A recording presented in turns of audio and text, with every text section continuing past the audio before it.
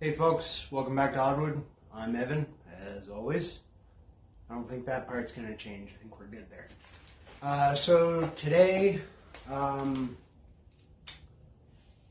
working on a hammer eye punch and drift set. Anticipation of the sale, not really in stone yet.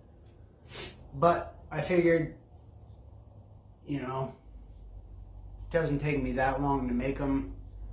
I've got them all forged out at this point. I've just got to handle them, clean them up a little bit, temper them. Right now I got 3 hours in it, and it might take me half hour to knock out a quick handle, get that handled up, and then I'll be done. So, between 3.5 and 4 hours into it. It's not a whole lot of a commitment.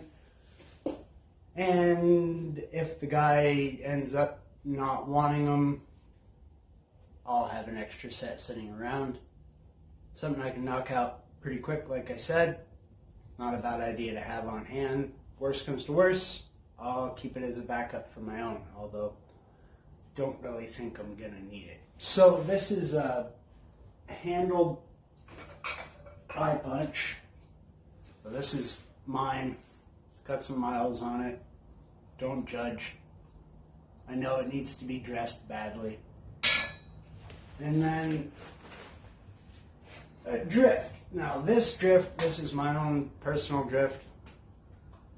Again, this thing is huge. Now I made this so that I can use the same drift for regular hammers, sledgehammers. I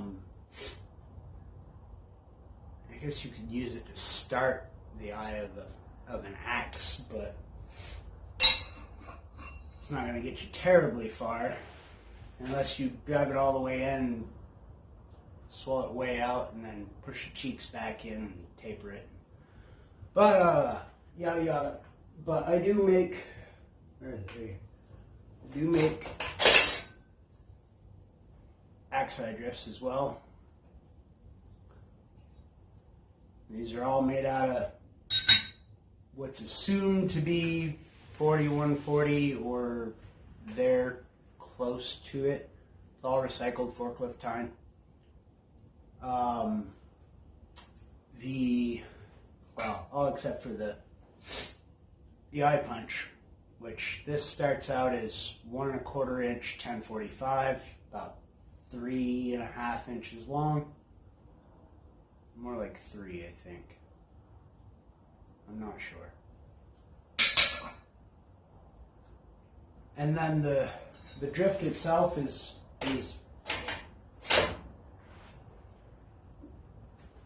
4140, we'll call it. It's forklift time. Just call it what it is. It's forklift time. It's all recycled. It's been processed out, hacked up, drawn out, all that good stuff. So yeah, anyway, this is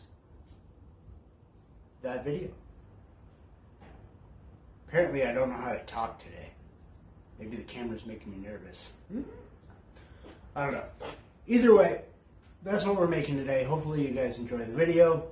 I'm going to go temper them right now, and I'll get a handle knocked out. Not sure if I'm going to show making the handle or not. It's kind of a long, boring, drawn-out process. Pardon the pun, I still do it the old-fashioned way, and I make them with a draw knife. So yeah, that's that. Hopefully you guys enjoy everything, and we'll see you at the tail end of this and show you the finished product. Alright, so when I start off with a hammer stock, especially round stock, well, I'm talking about round stock, I like to start off just by creating a little bit of a flat spot.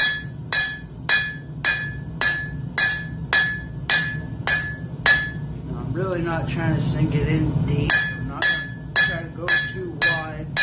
I'm just trying to create a nice level spot so that when I go to punch the eye on it, it's not going to roll all over. Helps me out a little bit. And it'll flatten out a little bit as you're punching the eye into it too. I think I still got enough heat in this to mark it.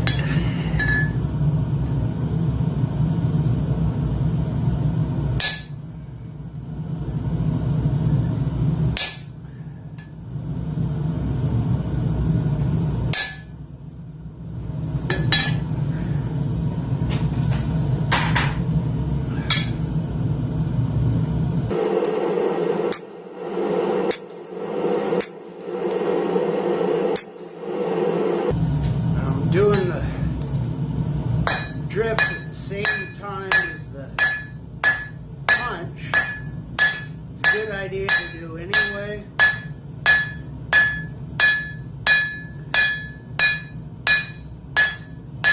It should be made in pairs, or at least match somewhat.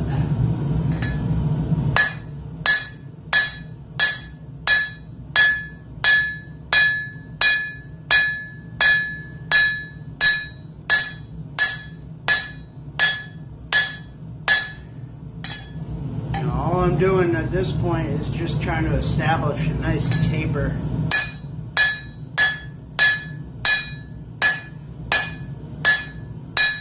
Since I started out with round bar, I'm trying to get back to square.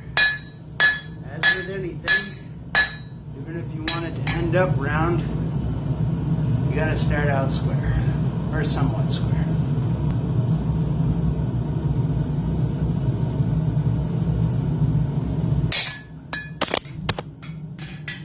Oh, that was cute.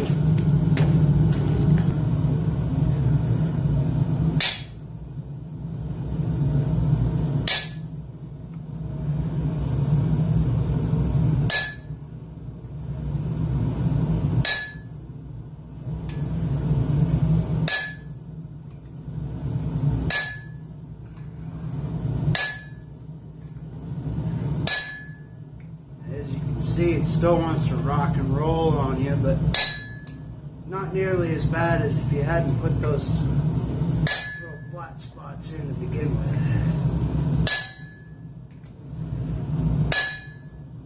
Now there are other ways. Bob Bew has a nice little idea for a jig to hold around the stock. Bob Bew over at B&B Forge. If you haven't heard of him, check him out. Guy's pretty cool, he's funny.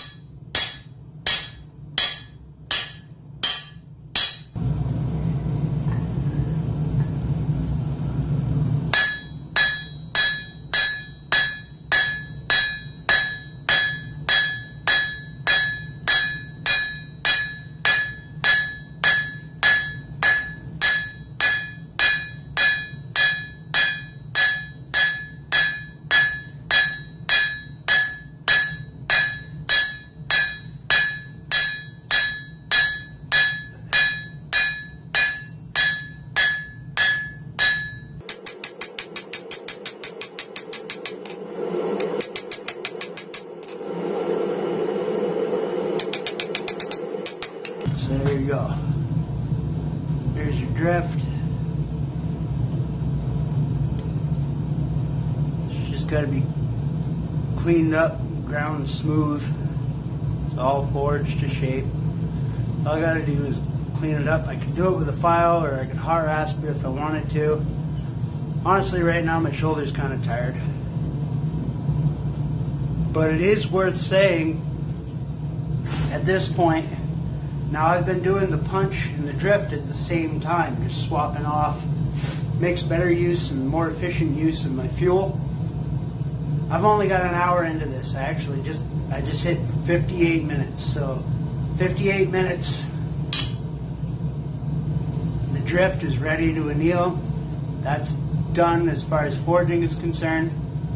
I'll put my touch mark in it later. And we've already got the eye punch drifted out. We're starting to pull the cheeks down, and then we'll draw out the actual punch on the handled hot punch.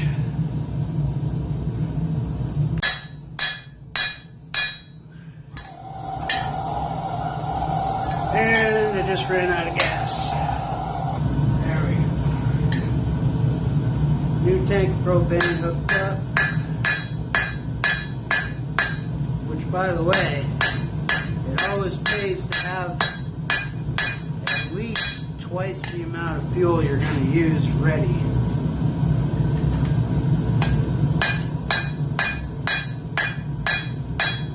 Just in case.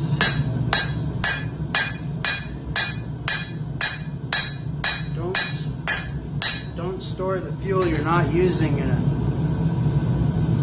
anywhere near your heat source either. Mine gets stored outside the barn.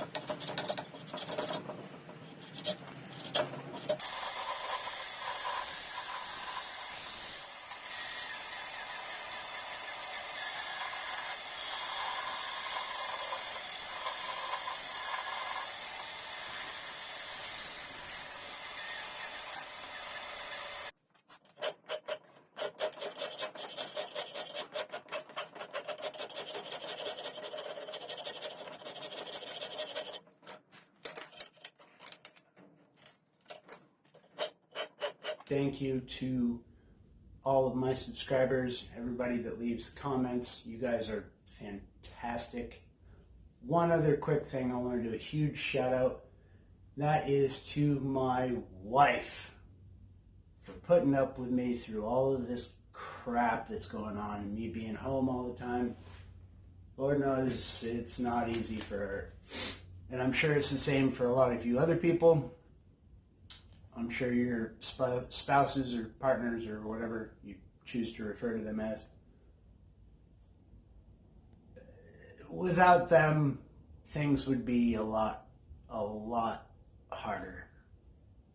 I don't think I would have made it through all this far, at least, if I was dealing with anybody else but my wife. She's an angel. I love her. So, if you guys have got a minute, take some time and just, tell your friends and your family and the ones that you love, and the ones that you're close to, and they're helping you out through all this. It doesn't take much to say thank you, and it means a lot. So keep it in mind. Do it if you want to. Don't have to listen to me. Anyway, I'm out until the next time. Y'all have a good one.